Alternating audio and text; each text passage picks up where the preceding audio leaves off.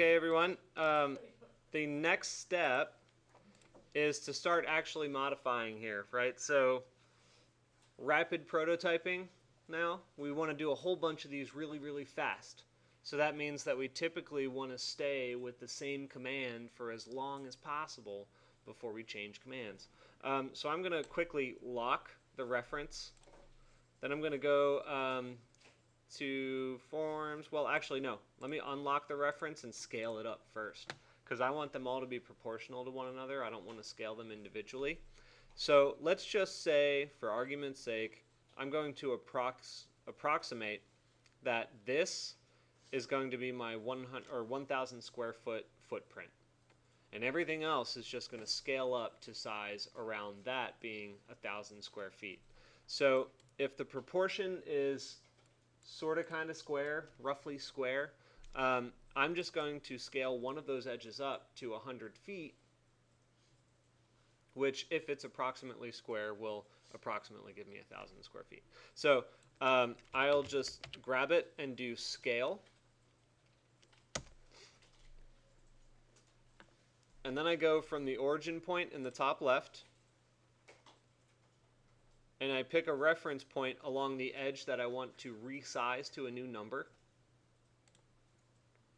And now I can change the value of this by typing in 100 feet.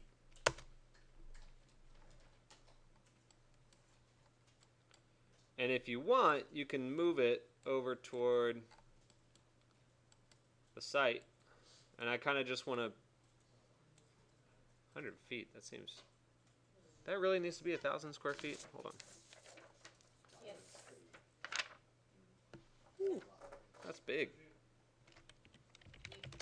Let me check the other distance. 87 area.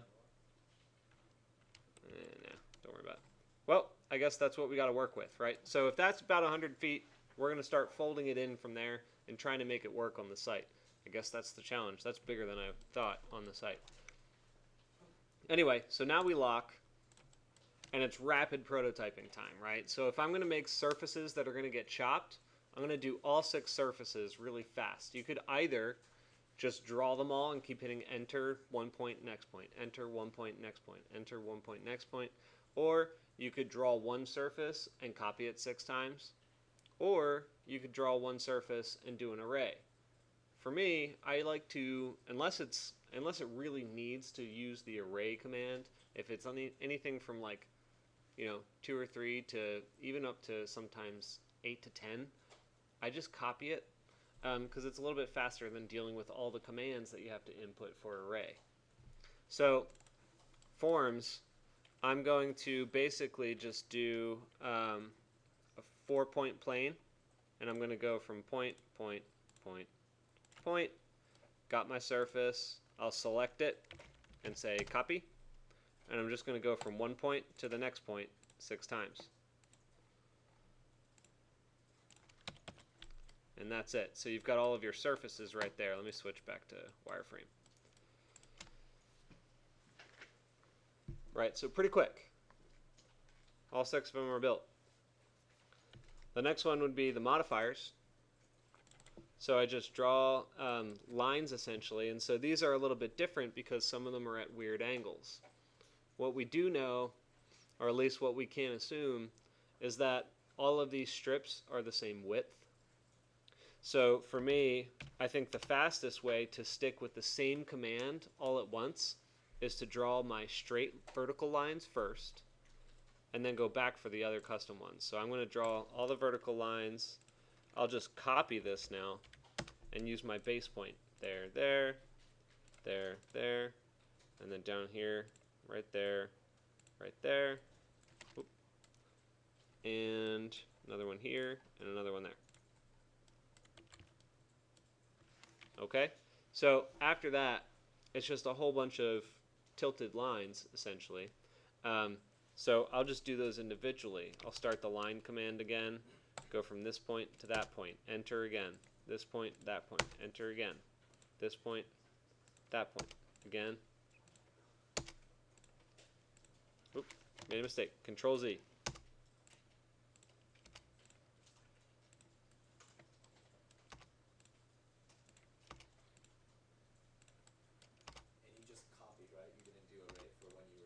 I did a copy, yeah. Array has like 8 input values, I think. It could be even 10. I mean, for the actual faces, the rectangles that you. Yeah. A, B, C, D. Okay. Yeah, you just have to type in so many commands for array that if you don't have like a whole bunch of them, it's not worth using. Made a mistake here. I'll redraw it. There. And there. Okay, so that's all of my division lines. Yes?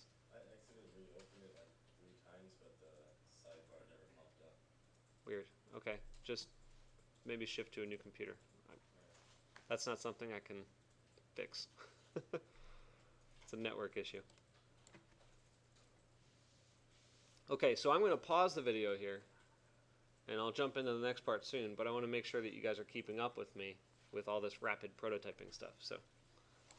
So on the subject of, rapid prototyping, right, doing all these at once means that we only have to do, split commands in tiny little groups. So with this on, I can leave the background locked, but if I do split, I think I might be able to do them all, but let me try. So I'm going to select all of the objects on the red layer for forms. Ready? Check this out. It's so cool. So split command. When it asks you to select the objects to split, you don't have to select each object or even use a selection window. You can go to your layers, now that you've organized it all super clean and stuff, and right-click it and say Select Objects. And it selects them all. Command still active, selects them all. Hit Enter. Then it asks you to select the cutting objects, in which case now it's the modifiers. So I select all those, hit Enter, and it split them all. Looks like I made some mistakes on these. So, why didn't that work? So what I'm seeing here is that this surface, all these bottom 4 ones, I must have made a mistake on. But those split, and that's good to go. So let's do kind of some sleuthing, I guess, and try and figure out, oh, there it is. So what I'm finding here is that the surfaces that I copied and pasted down for each one are not necessarily exactly the same width as what the CAD file was showing. So there's some discrepancy here. Let me see down there. Yeah, so that's not super clean. What is the best way to do this?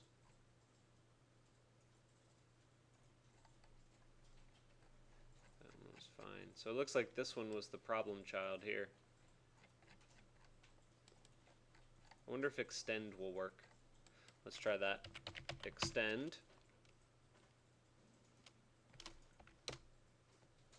Boundary objects, I'm going to select this, then hit Enter, then the curve. There we go, it worked. So click that one, and then click that one, and then click that one. And let's test to verify that it'll work. So split, I'm going to select this one to split with these 4 curves, and it worked. Okay, so I'll do one more like that to show you real quick, and then I'm going to do the rest rapid fire. So I did what's called extend, and you select the boundary object, which in this case can actually be the surface itself, because the surface has a boundary. Then you enter or right click, and you just click them all. Whoop.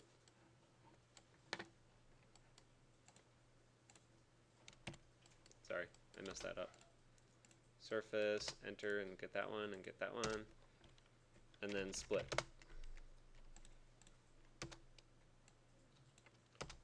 So had I not made a mistake, it would have done them all at once, but now you see the process here. So You're not extending the red ones, you're just extending the blue ones? nope, because it's asking me to select a boundary object to which it is going to select, or it is going to extend the other curves that I select. So this is the boundary object to which it'll extend this. It's weird. You gotta kind of think about that kind of, weird verbiage. to help you narrate your way through the commands the first couple times, and then you'll kind of just get it. I don't know, it's weird. That's the way I deal with it. You don't have to. Go that, and this, and that, and now I should be able to split both this one and that one, and that. What was your question? You spell it as a reference, as a layer. Mine is not like. I'll take a look at it. Okay, so what you should have before we move on to the next step is all of your strips completely separated and split like you see here.